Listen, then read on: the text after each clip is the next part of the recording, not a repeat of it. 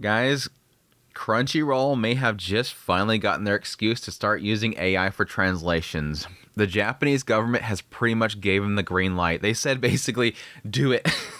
If it means moving stuff faster, do it. But yes, this is reported out of the Japan news. They have reported that anime and manga providers may get some government subsidies for overseas promotion. This includes things like promoting their content, doing translations, such and such. And yes, during this whole little, tidbit here, there was a little bit of a suggestion of Japan encouraging, not requiring, but encouraging companies to utilize AI if it would help them in translating more stuff quicker. So let's get into this news because I think there's going to be a lot of discussion about what this is actually meaning here. But this kind of comes right after we had some news a couple days prior that Japan was making a central command center that was going to allow them to do more promotion and expansion of content overseas.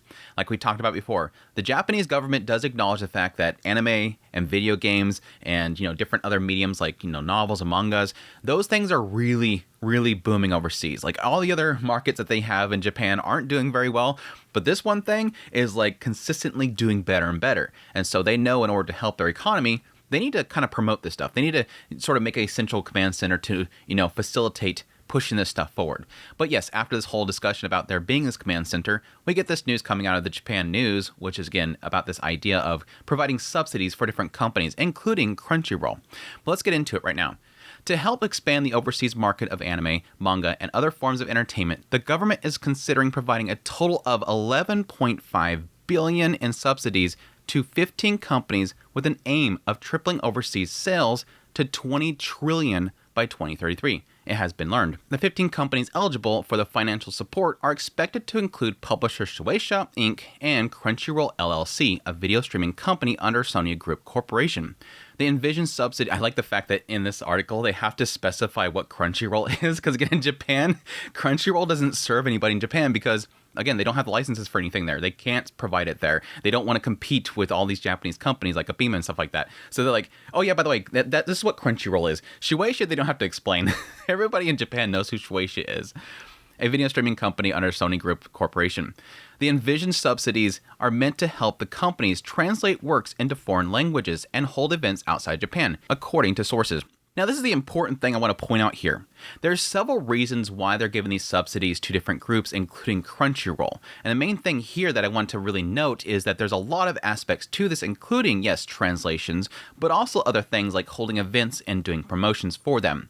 The idea here is that you scratch our back, we'll scratch yours. We're not going to cover everything for your projects and everything that you're doing in order to make money, but we're going to do things that sort of help you so it kind of lowers the risk that's involved. This isn't an aspect where Crunchyroll is being paid by the Japanese government to do their job.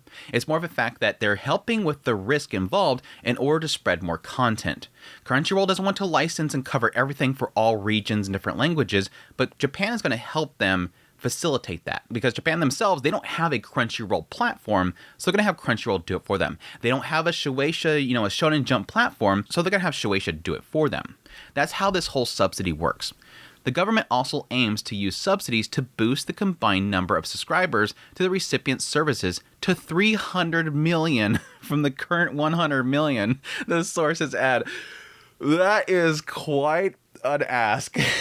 That is an ask.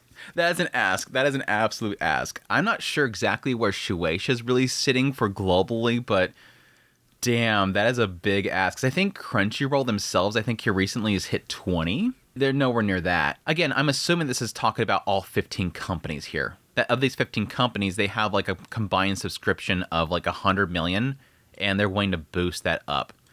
Again, that's a big ask. The Economy, Trade, and Industry Ministry is set to announce the companies eligible for envisioned subsidies, which would cover half of the investment costs that the recipients would make to promote their works overseas, such as translating them into foreign languages, placing advertisements, and taking parts in fairs.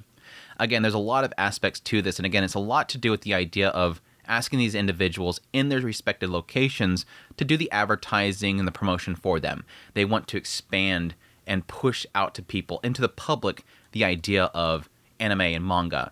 And the way to do that is in order to sort of, get them to work what's best in their locations and do the work for them because they know what they're doing. Japan, the government itself, doesn't know what it's doing in that regard. It's going to have a company that is, used to it, pull that off for them. Of the 15 companies, 5 are expected to be in the anime sector, with Crunchyroll and Bandai Namco Holdings Inc. amongst them. In the manga sector, Shueisha, Kodansha, Square Enix, NTT Solmar Corporation are likely to be chosen.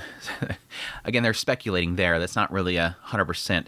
So are 6 others in music, gaming, and live-action sectors.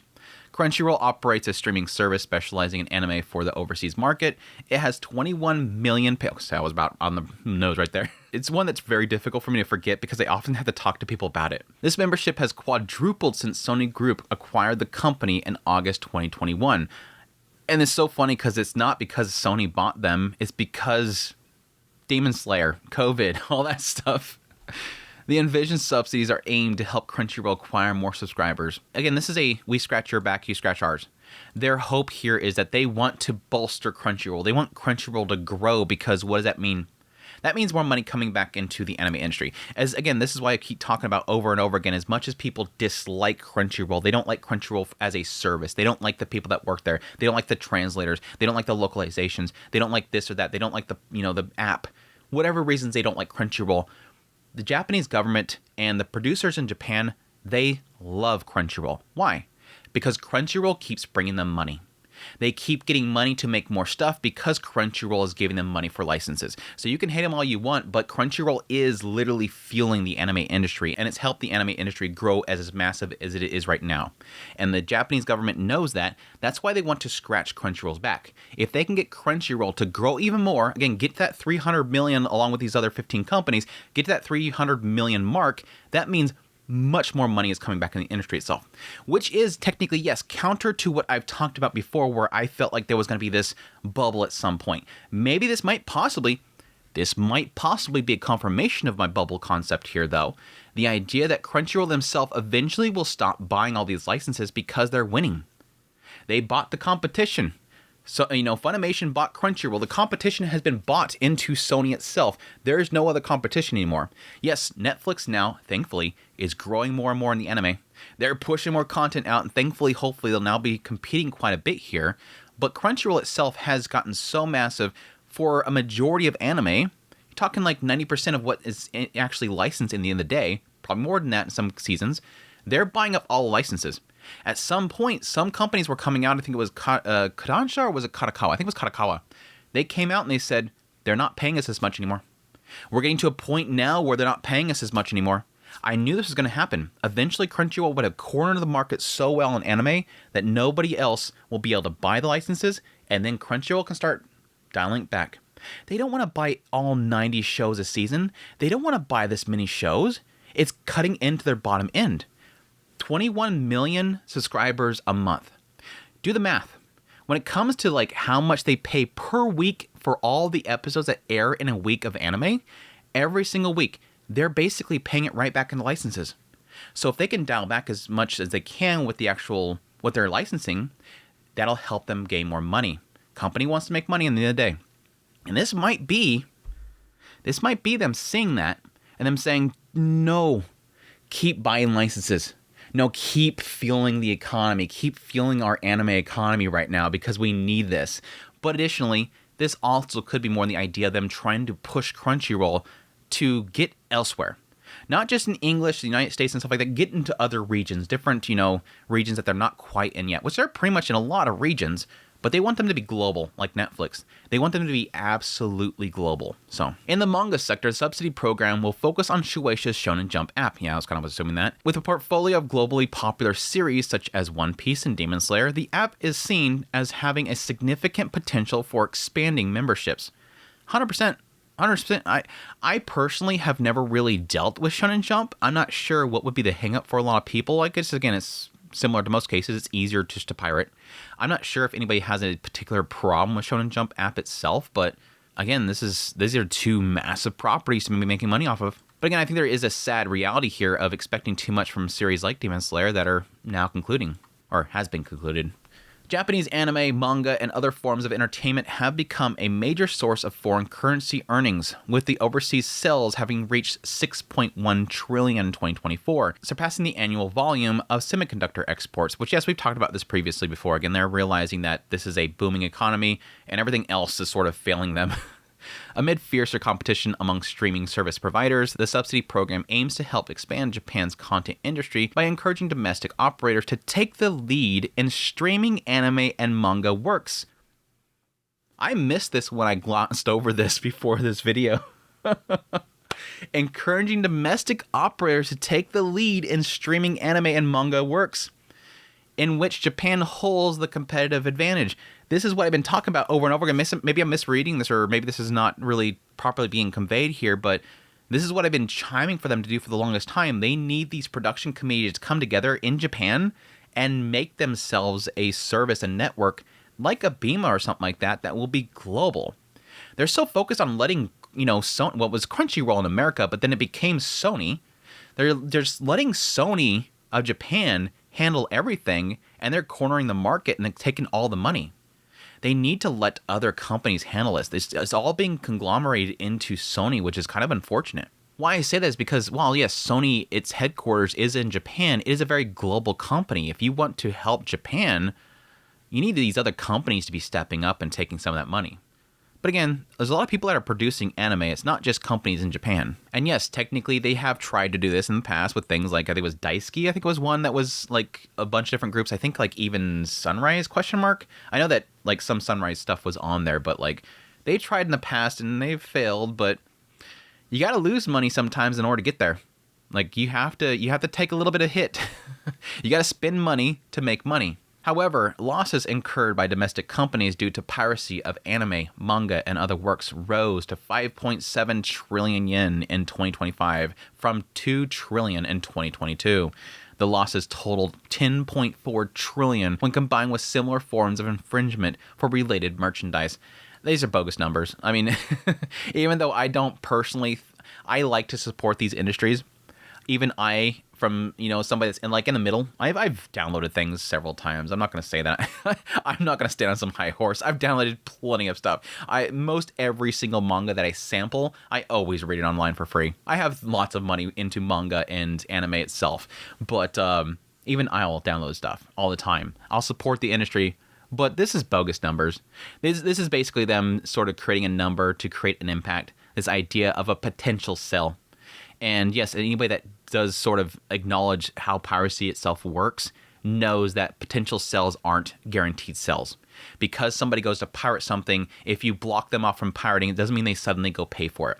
If I were to go, I want to watch, One Punch Man, episode 1, and I go to, I type it into Google, and I get a website that is going to let me watch it for free, and I click on it, and it says, sorry, this website's been shut down thanks to the group efforts of all of our anti-piracy measures.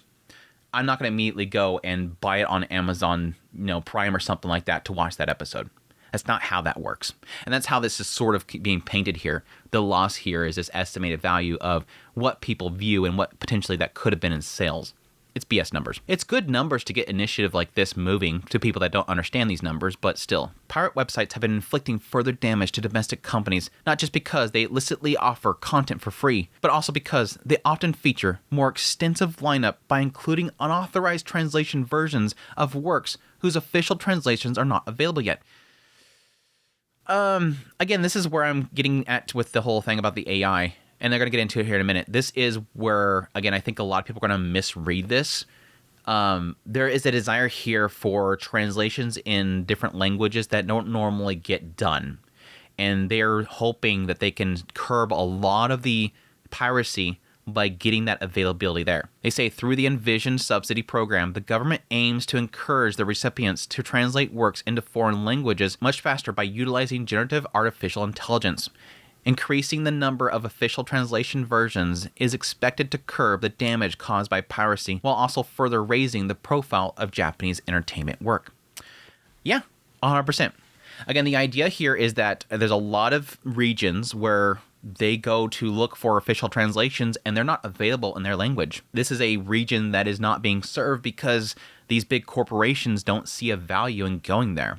It's just like I was saying before with High Dive. There was this unfortunate thing where High Dive started pulling out of different regions and cutting down their available works in different languages and subtitles, and it was probably because they weren't making enough.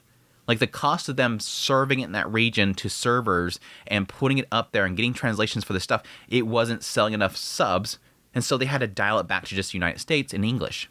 That's probably why they weren't making enough money. If this might actually mean that High Dive might get some of this money to actually expand again, but that's what they want to do. They want to offer these companies like Shueisha and stuff like that, hey, provide it there and we'll pay to minimize the damage. Yes, you're going to go, provide it in that language, and it's probably not going to make much money, but we'll help you out. And yes, if you're having problems finding translators, use generative AI, which, yes, I think is very short-sighted, and it's probably going to be really bad. But again, the idea here is trying to get it out as fast as possible, trying to get it out there in order to, combat piracy. It's going to probably lead to a lot of, unserved languages being absolutely botched. As much as I really do like AI, I use AI a lot for translations and whatnot, for myself, for research. I also acknowledge that there's a lot of times it creates absolute hallucinations, especially when it comes to like a work of fiction. When you're trying to get a work of fiction to translate with AI, it will get googly, because there's like often like phrases and stuff like that that are very to the author and how they speak, their speech patterns and stuff like that it just doesn't understand. There's often cases where it doesn't even know what the genders are because it's not specifying genders. It gets really weird. It gets really, really weird. So, I mean, I'll get into I'm going to finish this off. The administration of Prime Minister Sanae Takaichi has positioned the content industry as one of the 17 fields in which it will focus on investment as part of its growth strategy. That's pretty much the end of there. Again, let me come back here and take a step back here, because again, I've seen it already. I've seen a lot of articles that are popping up that are saying, Japan is looking to pay trillions of dollars into, Crunchyroll and other companies in order to use AI. They're not paying them to use AI. What this is saying here is that we're going to pay you to essentially go to different conventions, create different events, get the name out there of anime and manga. Please promote this industry for us. And we'll give you a little bit of money in order to help you offset the costs. Promote in this region with this language, and we'll offset the costs for you. They're essentially giving them subsidies to branch out to further regions. And like they're saying down here, there's acknowledging there's a lack of certain languages getting translated, and they're wanting to get them to go quicker into those regions and those languages. And if they have to, use generative AI. They encourage them to translate them with AI. They're encouraging. Doesn't mean they have to. They're encouraging. They're saying if it'll help you get it done faster, go ahead and use it. We don't mind. This isn't forcing them to use AI. And so these companies, Shueisha and Crunchyroll, they're going to still have the option, do they want to even do that? And again, there's going to be some cases where they'll feel that, again, the translation isn't going to work well. They've tried it. They're trying it. These companies, Crunchyroll and whatnot, they're all using AI. They're experimenting with it. They're trying it. It's going to come eventually. They're going to finally start using it. And there's some cases where some of the people they're subcontracting are using it. We've caught them before. It's an eventuality. But they also know when it will and won't work. They're not dumb.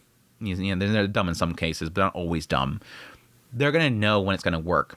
So the Japan government's saying, hey, if you need to use it, they're going to say, okay, sure, but we're going to do these projects right here. We probably know that this region over here is probably best for us to get into. They have a marketing team. They have experts that know where they need to kind of start dipping into and where it would actually be beneficial with the money to actually push into.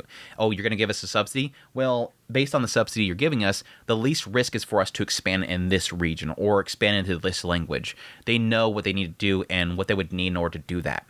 So again, this is an encouragement, it's a suggestion, but it's not a requirement in order to get the money. And I think a lot of people are going to be painting this as, let me see if I can find the article that I found before. Yeah, here. Japan to pay Shueisha, Bandai Namco, Crunchyroll millions to utilize AI translations. No. They're not paying them to utilize AI translations. They're paying them to support the industry, expand it, do events, do different languages, do different regions, increase their global expansion, and yes, increase their subscriber count. While at the bottom of all these different suggestions, all these different initiatives, all these different projects, there is one little mention here of, hey, can you translate faster to certain languages? And if you want to, we encourage you to use generative AI. It's not paying to use AI. It's encouraging them at the end of everything else. It's just funny. It's funny. Anyways, would Crunchyroll use that as an excuse? No. Again, Crunchyroll knows what's going to work and not work. They're not going to shoot themselves in the foot, but they might. They might. But anyways, that is the news. That is some very interesting stuff. A very big, bold move by the Japan government in order to expand. Again, this is amongst other efforts that they're doing currently. Again, they have this whole, central command center they're building up, and they're going to probably be doing a lot more stuff like this in the future. It's promising. It's honestly promising. Again, as much as some people might not like these services like Crunchyroll, Shueisha, and the other ones they've kind of alluded to possibly being, again, these are not really 100% known. These different platforms, no matter if you don't like them or like them, the effort here is to expand. Japan knows that these industries are growing, and they want to grow more. So, hope you guys found this video informative. Hope you found it entertaining. If you did, hit the like button down below. Till next time, take care.